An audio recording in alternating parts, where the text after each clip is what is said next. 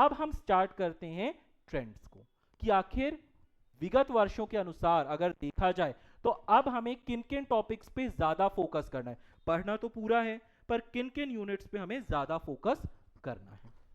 क्योंकि इस बार सीसेट का पेपर नहीं है, मतलब सीसेट का पेपर है बट फॉरेस्ट एज सच नहीं एप्लीकेबल है, तो सीसेट नॉर्मली आप सॉल्व कर ही लेंगे। जब फॉरेस्ट साथ में आता है तो अगर आप फॉरेस्ट भी साथ में भरते हैं तो फिर सीसेट के लिए भी अप्रोचेस होती हैं, बट अब तो फॉरेस्ट है नहीं, स्टेट सर्विस है, तो स्टेट सर्विस के लिए तो सिर्फ क्वालिफाइंग नेचर का सीसेट 40% मार्क्स चाहिए, तो वो इजीली आपके आ जाएंगे, कोई बहुत बड़ा इशू उसमें नहीं है।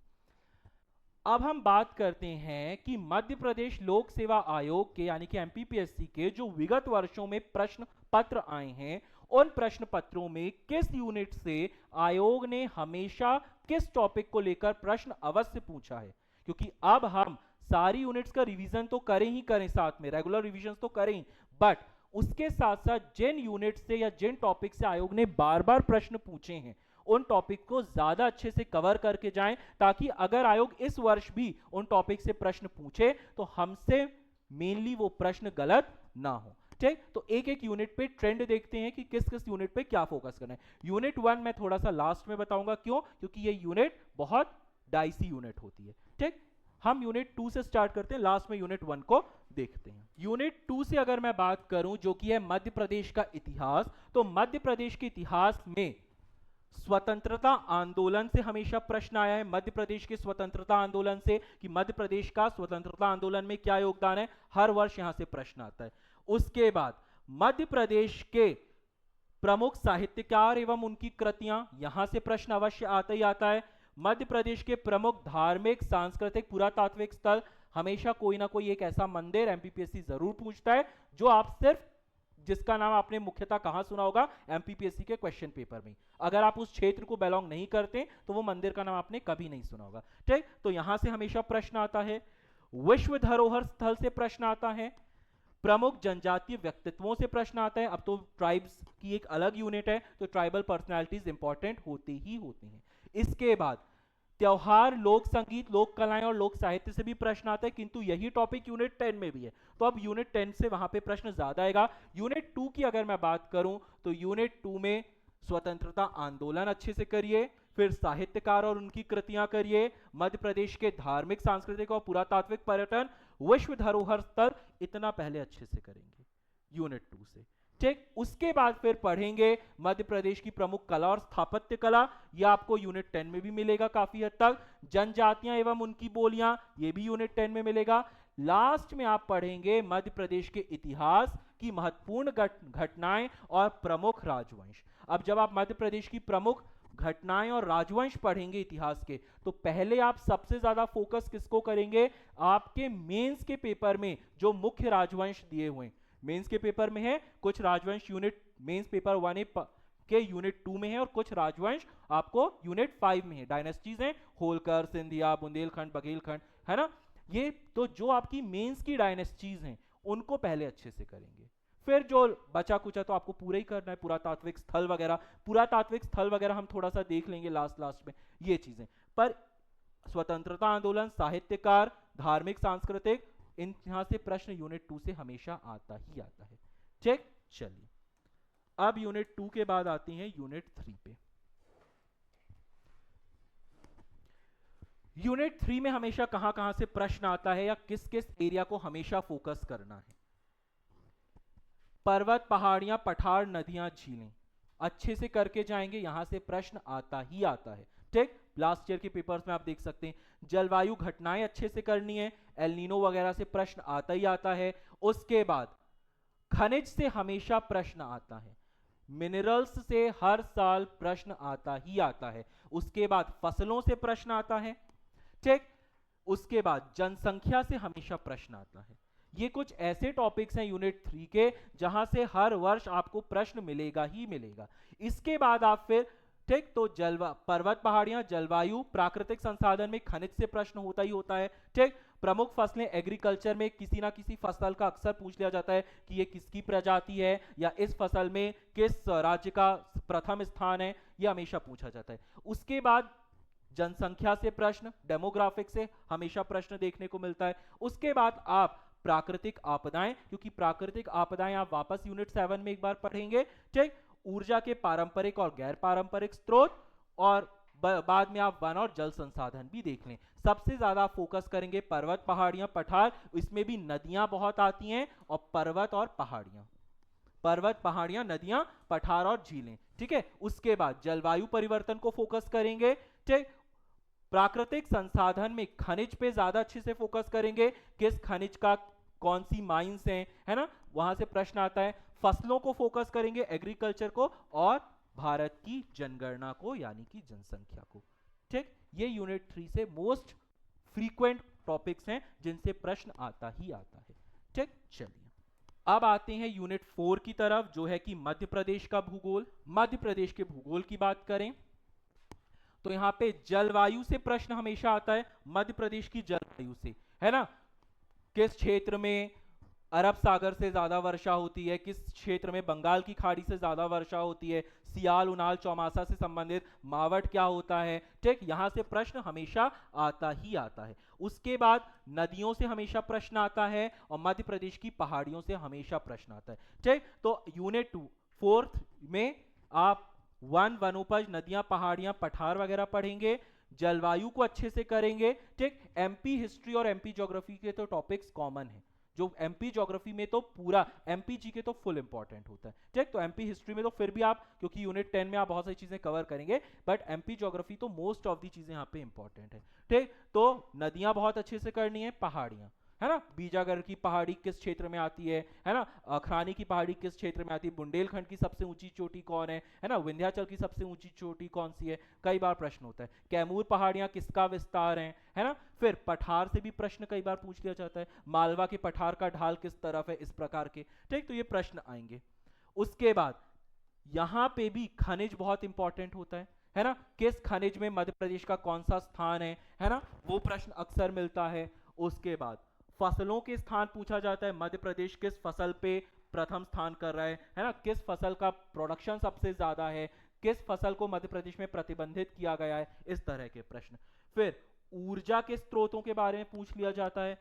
मध्य प्रदेश में उद्योगों से बहुत प्रश्न आता है, कौन सा उद्योग, औद्योगिक क्षेत्र किस तरफ है, मालनपुर औद्योगिक क्षेत्र किस जिले में आएगा, इस प्रकार उद्योगों का कितना कंट्रीब्यूशन है, इस प्रकार के। और जिससे हमेशा प्रश्न आता है, पक्का ही है एक प्रश्न, मध्य प्रदेश की जनसंख्या। जनसंख्या चाहे भारत की हो या मध्य प्रदेश को, प्रश्न आना ही आना है, ठीक। तो ये कुछ टॉपिक्स हैं जिनको आप यूनिट 4 पे ज्यादा फोकस करेंगे, ठीक। इसके बाद आते हैं हम यूनिट 5 पे, जो कि है मध्य प्रदेश और भारत की संवैधानिक व्यवस्था।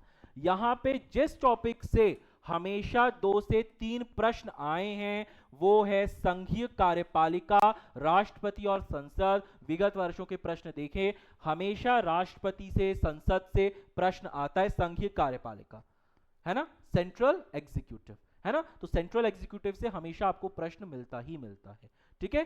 तो ये मोस्ट इंपॉर्टेंट टॉपिक है, यहां से आपको 2 से 3 प्रश्न तक मिलने की संभावना है। उसके बाद संविधान सभा को पढ़ेंगे, ठीक। उसके बाद आप पढ़ेंगे नागरिकों के मौलिक अधिकार, कर्तव्य और नीति निर्देशक तत्व। बहुत इजी क्वेश्चन आते हैं यहां से, फंडामेंटल राइट से, फंडामेंटल ड्यूटी से, डीपीएसपी से, पर कई बार हमसे बेसिक क्वेश्चंस भी गलत हो जाते हैं। उसके बाद आप देखेंगे संवैधानिक संशोधन। क्या सारे संवैधानिक संशोधन इंपॉर्टेंट हैं? नहीं। जब आप ऑलरेडी पॉलिटी पढ़ेंगे ना, तो बहुत सारे संवैधानिक संशोधन तो ऑलरेडी आपको पॉलिटी पढ़ते पढ़ते याद हो जाएंगे। तो बस जो आपने इंपॉर्टेंट पॉलिटी में पढ़ रहे हैं, है ना, 7th constitutional amendment, 73rd constitutional amendment, 86th constitutional amendment, 61st constitutional amendment, ठीक है, 104th कॉन्स्टिट्यूशनल अमेंडमेंट, और रिसेंट में अगर कोई कॉन्स्टिट्यूशनल अमेंडमेंट हुआ है तो वो, बस ये कुछ सिलेक्टिव कॉन्स्टिट्यूशनल अमेंडमेंट है ना। ऑलरेडी जब आप संघीय कार्यपालिका पढ़ेंगे, राष्ट्रपति पढ़ेंगे, संसद पढ़ेंगे, तो इस पे आपको बहुत सारे संविधान संशोधन मिल जाएंगे, और संविधान संशोधन वही पढ़ने जो आपको ऑलरेडी मिलते जा रहे हैं, वही मोस्ट इंपॉर्टेंट संविधान संशोधन है। उसके बाद सर्वोच्च न्यायालय और न्यायिक व्यवस्था, सुप्रीम कोर्ट वगैरह से कई बार एक आध प्रश्न आ जाता है ना, कि सुप्रीम कोर्ट इसका क्या क्राइटेरिया है, बस उससे रिलेटेड। उसके बाद मध्य प्रदेश की संवैधानिक व्यवस्था, ये भी अपने आप में बहुत इंपॉर्टेंट है, कई बार प्रश्न यहां से आता है, मध्य प्रदेश की संवैधानिक व्यवस्था से। हैंग हुआ,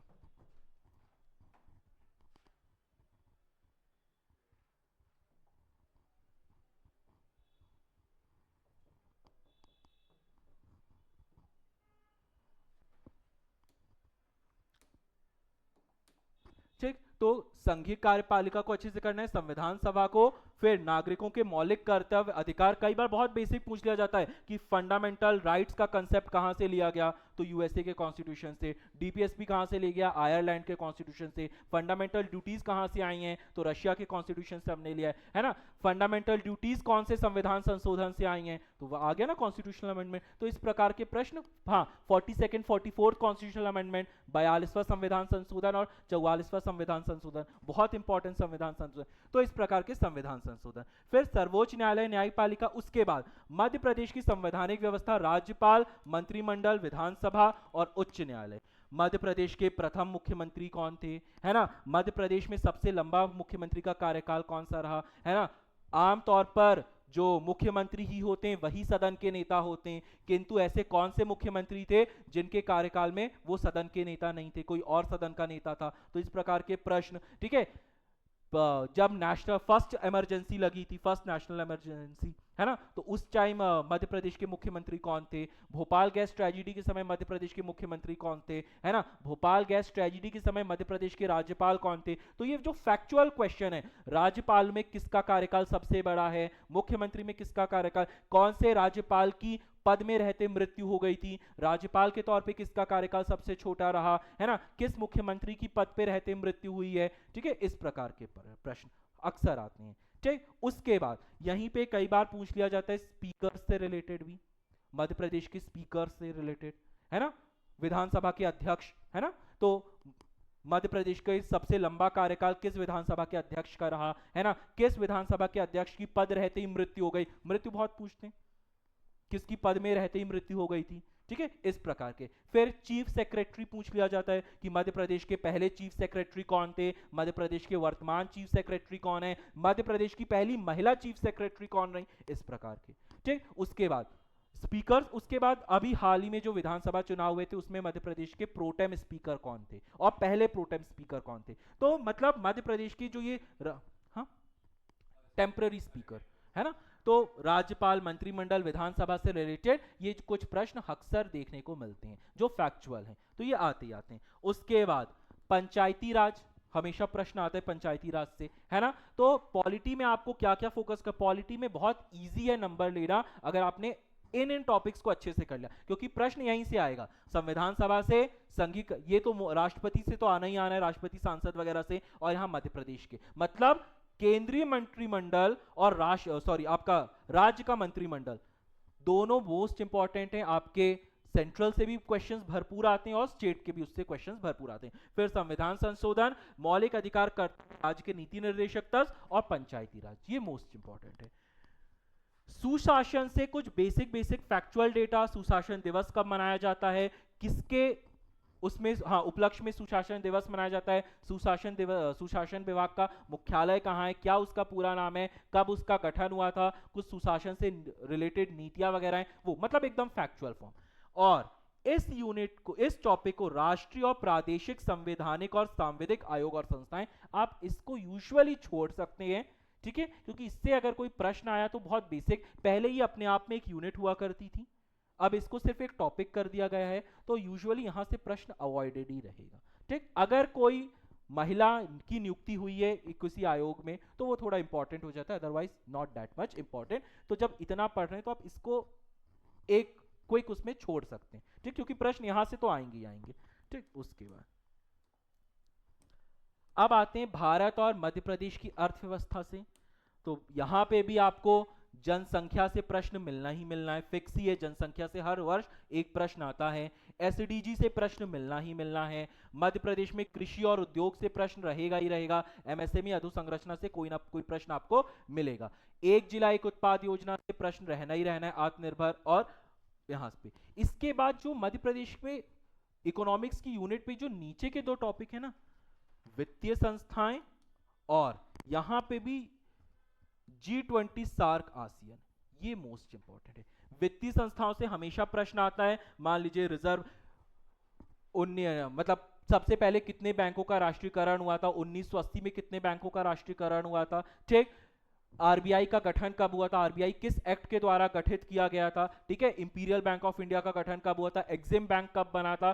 तो वित्तीय संस्थाओं से तो प्रश्न आना ही आना है। फिर G20 सार्क, आसियान में से सार्क का मुख्यालय, आसियान का मुख्यालय, इनका ध्येय वाक्य। रिसेंट में G20 की जो मीटिंग हुई थी उससे कोई प्रश्न आ सकता है। जो G20 की भारत में मीटिंग हुई थी 18वीं G20 समिट, है ना, उससे कोई ना कोई प्रश्न आ सकता है। तो ये G20 सार्क आसियान। उसके बाद फिर आप शिक्षा स्वास्थ्य को भी देखेंगे, ठीक है। उसके बाद फिर आप मध्य प्रदेश में IPR भी देखेंगे, और भारतीय अर्थव्यवस्था में ऑलरेडी आप कृषि उद्योग वगैरह यूनिट 3 में देख चुके हैं। यूनिट 3 में भी है ना इंडस्ट्रीज ऑफ इंडिया और एग्रीकल्चर, तो ऑलरेडी आप इसको देख चुके हैं, ठीक है। तो ये ऑलरेडी कवर्ड है। सेवा क्षेत्र से यूजुअली कोई नहीं आता, हाँ कोई टूरिज्म वगैरह का कोई न्यू पॉलिसी बनती है तो उससे प्रश्न आएगा, ठीक है, पर रिसेंटली एज सच कुछ नहीं, ठीक है। तो ये यूनिट 6 की इंपॉर्टेंट टॉपिक है। अब यूनिट 7 का आज टेस्ट दिया है ना, क्या ऑब्जर्व किया यूनिट 7 में, किस क्षेत्र से सबसे ज्यादा प्रश्न थे? हाँ, है ना, एनवायरमेंट वाले टॉपिक से। मतलब यूनिट 7 का सबसे इंपॉर्टेंट पोर्शन क्या है? हाँ, पर्यावरण वाला और ये प्रदूषण। पर्यावरण, पारिस्थितिकी तंत्र, जैव विविधता, प्रदूषण, प्राकृतिक आपदाएं और प्रबंधन, ठीक। इसके बाद क्या देखना है? भारत के प्रमुख वैज्ञानिक संस्थान और उनकी उपलब्धियां, जो मैंने नोट्स में लिस्ट दी है, सफिशिएंट है, ठीक। उसके बाद क्या देखना है? स्वास्थ्य नीतियां, कार्यक्रम, ठीक। अनुवांशिक रोग, सिकल सेल एनीमिया वगैरह से प्रश्न, जेनेटिक डिजीज से, मेंडेलियन डिसऑर्डर कौन से में आते हैं, क्रोमोसोमल किस में, हमेशा प्रश्न मिलता है, ठीक। यहां से पहले भी ये डिजीज के अंदर था तो हमेशा यहां से प्रश्न आते हैं। उसके बाद पोषण आहार वगैरह से प्रश्न, विटामिन वगैरह से रिलेटेड प्रश्न मिलेगा। इसके बाद आप देखेंगे उपग्रह वाले टॉपिक को, ठीक। और लास्ट में आप देखेंगे मानव शरीर संरचना से। मानव शरीर संरचना से एक प्रश्न मिलेगा, किंतु ये प्रश्न फिक्स नहीं है कि किस टॉपिक का रहेगा और क्या होगा। जैसे कि आज का एक प्रश्न था डाइटर सेल्स वाला, था, सुना था डाइटर सेल्स का नाम पहले? नहीं, ठीक है। तो मानव शरीर संरचना से एक प्रश्न है, one question is there from this topic, but वो क्या पूछ ले क्योंकि बहुत ब्रॉड है, तो सिर्फ एक उस प्रश्न के लिए आप इतना सारा नहीं छोड़ सकते, क्योंकि ऑलरेडी आपके 6 से 7 प्रश्न पर्यावरण से संबंधित होंगे, है ना। तो इतना कवर करके आप ये तो एक तुक्के में आपको प्रश्न लगाना ही है। जैसे लास्ट ईयर शायद ग्रीवा कोशिकाएं आया था, ग्रीवा सेल से रिलेटेड, है ना। मेरा बायो था पर मैंने ग्रीवा सेल पहली बार पेपर में ही सुना था, बाद में मैंने जाके देखा था घर पे कि अच्छा ग्रीवा सेल से रिलेटेड। तो एक प्रश्न यहां से आएगा, पर वो कुछ भी हो सकता है, अनसर्टिनिटी बियॉन्ड द स्काई, क्योंकि बायोलॉजी बहुत वास्ट है, बहुत सेल्स होते हैं, बहुत टिश्यूज होते हैं, यू डोंट नो कि वो नाम क्या होते हैं, ठीक है। तो इसमें आप छोड़ सकते हैं। अब आते हैं उस यूनिट पे जो सबसे ज्यादा कंफ्यूजन क्रिएट करती है, करंट अफेयर्स में क्या पढ़ें, है ना। यूनिट 8 में क्या पढ़ें? नेशनल भी है, इंटरनेशनल भी है, एमपी की भी है, तो क्या पढ़ना है? तो यहां पे करंट अफेयर्स पे कुछ कुछ टॉपिक्स हैं, बस अब उन्हीं को रिवाइज करके चले जाएं, मोर देन इनफ है, ठीक है। मेरा पानी ला दो, ठीक। तो यूनिट 8 में आपको किन किन टॉपिक्स पे मेजर फोकस करना है? वो टॉपिक्स हैं, इसको नोट जरूर कर लीजिएगा कि किन किन टॉपिक्स पे आपको फोकस करना है। स्पोर्ट्स में जो भी रिसेंट अवार्ड्स मिले हैं, मेजर ध्यानचंद अवार्ड मिला या अर्जुन अवार्ड मिला, ठीक है, वो, ठीक, सबको नहीं याद करना है, लिमिटेड याद करना है, ठीक है, स्पेसिफिक। अच्छा, एक और चीज ध्यान करेंगे कि जैसे अभी मैं पद्म अवार्ड बोलूंगा तो पद्मश्री तो बहुत लंबी लिस्ट होती है, सबके नाम याद करोगे नहीं, कितनों को पद्मश्री मिला है बस उतना। और मध्य प्रदेश में कोई है जिन्हें पद्मश्री मिला तो उनका, ठीक है, मध्य प्रदेश वाले इंपॉर्टेंट है। तो स्पोर्ट्स में भी यही देखना है, हाँ ना, एमपी के नहीं, ओवरऑल देखना है स्पोर्ट्स में। तो पर क्या याद करना है? स्पेसिफिक अवार्ड, खेल रत्न किसको मिला, है ना, मेजर ध्यानचंद किसको मिला, ये स्पेसिफिक अवार्ड, ठीक है। उसके बाद स्पोर्ट्स के बाद आपको क्या देखना है? एमपी के कुछ स्पेसिफिक अवार्ड्स होते हैं, क्या एमपी के किसी खिलाड़ी को कोई स्पेसिफिक अवार्ड मिला है, वो देख लीजिए, ठीक है। उसके बाद नोबेल प्राइज देख लीजिए, नोबेल प्राइज के बाद देख लीजिए आप ये miss India, miss universe, miss India, अच्छा करंट अफेयर्स की जो भी आप बुक पढ़ रहे हो उसमें ये सब चीजें मिलेंगी आपको सिलेक्टिवली, है ना। मिस इंडिया, मिस यूनिवर्स वगैरह देख लीजिए, है ना। जैसे कि निकिता पोरवाल उज्जैन की, मोस्ट इंपॉर्टेंट प्रश्न डेफिनेटली इस बार उनके ऊपर आएगा ही आएगा, ठीक है, बहुत इंपॉर्टेंट है, क्योंकि एक तो मिस इंडिया मिस यूनिवर्स से ऑलरेडी प्रश्न आता है इस टॉपिक से, और प्लस मध्य प्रदेश की कोई बन रही है, तो डेफिनेटली ये प्रश्न तो वो देंगे ही देंगे, ठीक। तो यहां से प्रश्न देख लीजिए। उसके बाद एबल प्राइस वगैरह भी देख लीजिएगा एक बार, एबल प्राइस, ठीक। तो ये कुछ स्पेसिफिक प्राइजेस होते हैं। हाँ,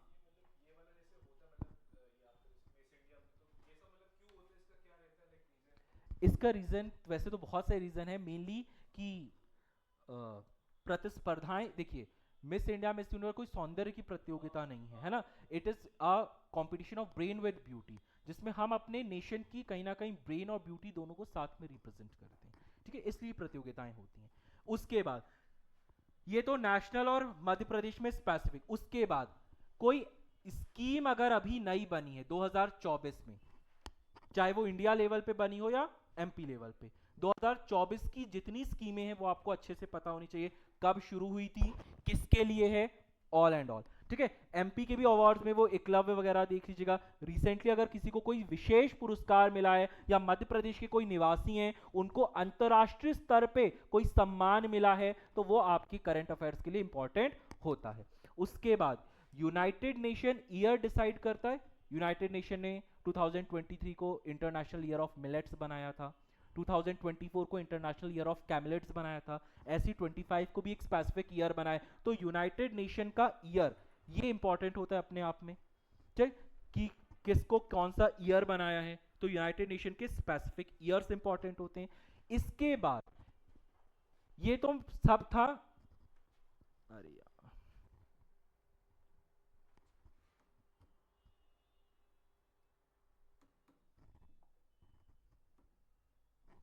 ये तो सब था ओवरऑल, ठीक। इंटरनेशनल में क्या देखना है, क्या भारत के किसी ऐसे नागरिक को इंटरनेशनल लेवल पर कोई बहुत बड़ा सम्मान मिला है क्या, अगर हाँ तो वो आपके लिए इंपॉर्टेंट हो जाता है। प्लस किसी देश में अगर कोई महिला प्रधानमंत्री या राष्ट्रपति बनी है 2024 में, तो वो आपके लिए इंपॉर्टेंट है। विमेन प्रेसिडेंट्स और विमेन प्रेसिडेंट्स वगैरह, विमेन पीएम और प्रेसिडेंट, ठीक। अगर किसी देश में कोई महिला प्रधानमंत्री या राष्ट्रपति बनी है तो वो आपके लिए इंपॉर्टेंट होता है। तो करंट अफेयर्स आप देखिएगा लास्ट ईयर तक के पेपर, नोबेल प्राइज से प्रश्न, हाँ पद्म अवार्ड्स तो इसमें छूट ही गया ना, स्पोर्ट्स एंड पद्म अवार्ड्स, कितनों को पद्मश्री मिला, कितनों को पद्म विभूषण मिला, कितनों को पद्म भूषण मिला, कितनों को भारत रत्न मिला, मरणोपरांत मृत्यु के पश्चात किनको मिला है, ठीक है। भारत रत्न सिलेक्टिव लोगों को मिलता है ना, तो उनके तो नाम पता ही होने चाहिए कि किसको किस क्षेत्र में मिला, ठीक है। उसके बाद पद्मश्री कितने टोटल हैं, ठीक है, पर कोई मध्य प्रदेश का ऐसा स्पेसिफिक है जिसको इस साल पद्मश्री मिला है, अगर हाँ तो उसका क्या नाम है, उसका संबंध मध्य प्रदेश के किस जिले से है, और वो किस कला के लिए किस क्षेत्र के लिए उसको पद्मश्री मिला है, वो आपके लिए इंपॉर्टेंट हो जाता है। तो अगर देखा जाए तो करंट अफेयर से इतना इतना अब आप लास्ट लास्ट में रिवाइज करें, आपके लिए मोर देन इनफ है, ठीक। चलिए करंट में एक और चीज देखिएगा, अगर कोई नया स्पेसिफिक ये आपका स्पेस से रिलेटेड कोई काम हुआ है तो वो आपके लिए इंपॉर्टेंट हो जाता है। एआई से रिलेटेड कोई न्यू टेक्नोलॉजी वगैरह डेवलप हुई है, कोई चैटबॉट बना है, इंडिया ने कुछ एआई पे किया हुआ है, तो वो इंपॉर्टेंट हो जाता है। और एनवायरमेंट से रिलेटेड 2024 में अगर एनवायरमेंट से रिलेटेड, स्पेस से रिलेटेड और आपका ये एआई से रिलेटेड कोई काम है तो वो आप करंट में देख लीजिएगा, वो भी आपके लिए इंपॉर्टेंट है। वैसे वो एनवायरमेंट और इसमें भी आ ही जाएगा ऑलरेडी, ठीक है। तो ये एक बार देखेंगे। अब यूनिट 9 कंप्यूटर में क्या क्या देखना है, जहां से हमेशा प्रश्न आता है, तो यहां पे आर्टिफिशियल इंटेलिजेंस से प्रश्न आएगा ही आएगा, ठीक है।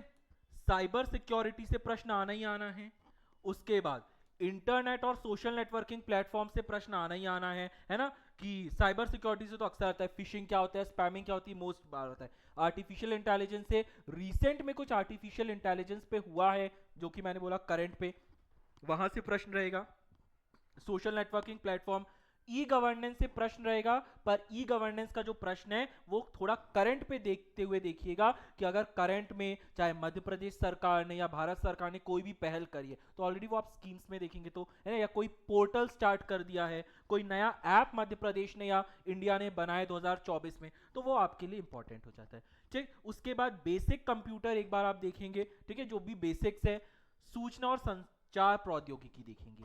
आप इलेक्ट्रॉनिक्स और रोबोटिक्स थोड़ी देर के लिए छोड़ सकती हैं, इनका रिवीजन। रोबोटिक्स जब आप इस पे अच्छे से कमांड कर चुके हैं, मतलब इसके रिवीजन आपके हो जाएं, तो फिर आप रोबोटिक्स एक बार पढ़ लीजिएगा, और इलेक्ट्रॉनिक्स आप चाहें तो छोड़ सकते हैं। इलेक्ट्रॉनिक्स से एज सच प्रश्न नहीं आता, एक आध बार ही प्रश्न आया है, तो वो बहुत डाइसी है, और बहुत बेसिक प्रश्न आया तो आप कर ही लेंगे। ठीक, तो और रोबोटिक्स से भी एक आध बार वही प्यूमा वगैरह 2020 में शायद आया था, प्यूमा का फुल फॉर्म वगैरह, और बहुत बेसिक क्वेश्चन आते हैं। तो रोबोटिक्स और इलेक्ट्रॉनिक्स आप लास्ट में रखें। इलेक्ट्रॉनिक्स अगर आप नहीं कर पा रहे हैं रिवीजन तो छोड़ भी सकते हैं, कोई इशू नहीं है। ठीक है, रोबोटिक्स लास्ट में एक बार देख लिया। मेजर आपको फोकस करना है सोशल नेटवर्किंग साइट्स पे, साइबर सिक्योरिटी पे, आर्टिफिशियल इंटेलिजेंस पे, फिर सूचना संचार प्रौद्योगिकी और कंप्यूटर का आधारभूत ज्ञान। यहां से यूनिट 9 में मेजर प्रश्न आपको मिलेंगे। इसके बाद हम आते हैं यूनिट 10, काफी इंपॉर्टेंट और डाइसी यूनिट है। यहां पे प्रश्न आपको कहां कहां से जरूर मिलेगा। सबसे पहले आपको प्रश्न मिलेगा मध्य प्रदेश की लोक संस्कृति और लोक साहित्य से, है ना, कोई भी लोक नाट्य, लोकगीत, लोक नृत्य वगैरह से प्रश्न अक्सर होगा ही होगा। उसके बाद आपको प्रश्न मिलेगा जनजातियों की योजनाओं से, जनजातियों की योजनाओं से प्रश्न निश्चित ही है। उसके बाद आपको प्रश्न मिलेगा मध्य प्रदेश में प्रमुख संस्थान, संग्रहालय और प्रकाशन, जैसा कि आपको वान्या प्रकाशन लास्ट ईयर पूछा ही गया था। ठीक, इसके बाद मध्य प्रदेश में जनजातियों का भारत के स्वतंत्रता आंदोलन में योगदान, ऑलरेडी यूनिट 2 में आप ये टॉपिक पढ़ रहे हैं। ठीक है, राज्य के प्रमुख जनजातीय व्यक्तित्व, ऑलरेडी आप यूनिट 2 में पढ़ रहे हैं, तो ये आपका कहीं ना कहीं कवर है। उसके बाद जनजातीय संस्कृति का त्योहार, बोली, साहित्य वगैरह, यहां से भी प्रश्न मिलेगा ही मिलेगा। ठीक, अब इसके बाद लास्ट में बचती हैं वो जो हमने अलग अलग करके जनजातियां पढ़ी थी ना, भील, गोंड, बैगा, भारिया, सहरिया, कोल, फिर कुछ और जनजाति, हल्बा, पनिका, अगरिया वगैरह, ये टॉपिक वो है। तो यहां से भी किसी भी जनजाति का भौगोलिक संकेंद्रण। ठीक, तो अब अगर मैं मानूं कि यूनिट 10 से 10 प्रश्न आएंगे, तो वहां पे लोक संस्कृति साहित्य से प्रश्न होगा ही होगा, त्योहारों से प्रश्न होगा ही होगा, संग्रहालय प्रकाशन वगैरह से प्रश्न होगा ही होगा, कल्याणकारी योजनाओं से प्रश्न होगा ही होगा। ठीक है, तो एटलीस्ट जो ये पीछे के टॉपिक से ये आपको 5 प्रश्न देंगे, 5 से 6 प्रश्न दे रहे हैं। अब जो बचे 5 से 6 प्रश्न वो आपको कौन दे देगा, ये जनजातियों का भौगोलिक विस्तार, है ना, किसका क्या रीति है, किसके कौन से देवी देवता हैं, है ना, किसमें कोई स्पेसिफिक परंपरा है, धापा प्रथा, साथीदार अभियान, है ना, किसका कौन सा युवाग्रह है ना, घोटुल किसका है, ढांगर बासा किसका है, उड़ाव का क्या है, इस प्रकार के प्रश्न। ठीक, तो ये यूनिट 10 की। ठीक, यूनिट 10। अब हम आते हैं वो यूनिट को जिसको हमने लास्ट के लिए छोड़ा था, जो की थी हमारी यूनिट 1।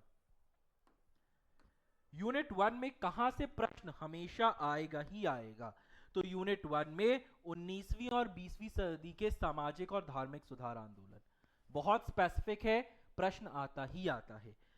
स्वतंत्रता संघर्ष में भारतीय राष्ट्रीय आंदोलन यानी कि इंडियन नेशनल फ्रीडम मूवमेंट, प्रश्न आता ही आता है।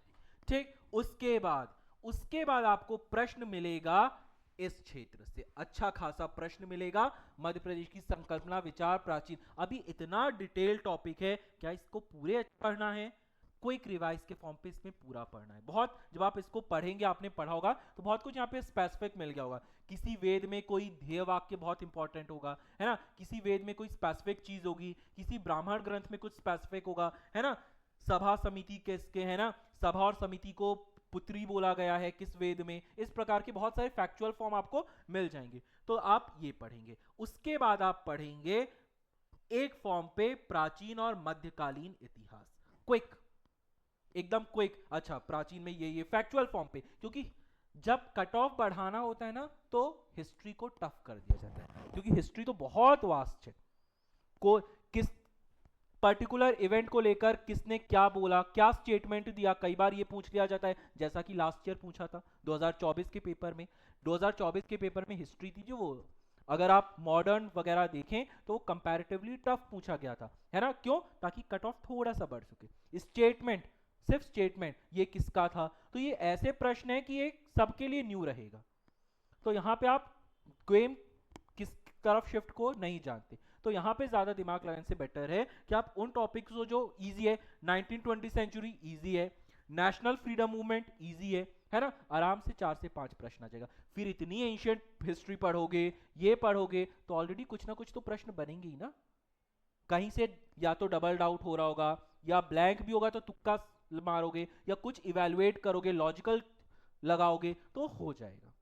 ठीक, तो ये वो टॉपिक्स हैं जहां से प्रश्न विगत 10 वर्षों से अक्सर देखे गए हैं, और प्रश्न यहीं से बनते हैं, मोस्ट प्रोबेबली यहीं से आएंगे। और पढ़ना तो पूरा ही है, तो क्यों ना पहले वो पढ़ा जाए जहां से अक्सर क्वेश्चन आते जाते हैं, ताकि हम क्या करें, जहां से प्रश्न आना ही आना है या आते रहे हैं, वहां के तो क्वेश्चन एटलीस्ट हमसे गलत ना हो और हम उन्हें एक्यूरेसी के साथ मार्क कर लें।